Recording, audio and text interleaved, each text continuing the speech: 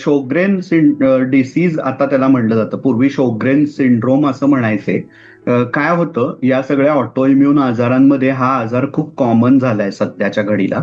तर शोग्रेन पूर्वी असं म्हणायचे प्रायमरी शोग्रेन आणि सेकंडरी शोग्रेन. रुमॅटॉइड आर्थरायटिस, लुपस वगैरे अशा सगळ्या आजारांमध्ये ज्यांना त्यांच्यामध्ये असायचं त्यांना सेकंडरी म्हणायचे. पण आता ते क्लासिफिकेशन थांबलंय आणि शोग्रेन डिसीज ही युनिफॉर्म एंटिटी म्हणली जाते. आता त्याच्यात काय होतं की हा आजार स्पेसिफिकली आपल्या ज्या ग्रंथी असतात, म्हणजे जिकडनं आपली लाळ बनते, आपले अश्रू बनतात म्हणजे टिअर्स बनतात, अशा ठिकाणी ऑटो अँटीबॉडीज अटॅक करून त्या ऑटो अँटीबॉडीज त्या ग्लँड्स मध्ये प्रॉब्लेम क्रिएट करतात आणि तिकडची सगळी स्त्राव कमी करतात, म्हणजे सिक्रिशन्स कमी करून तिकडे खूप कोरडेपणा आणतात.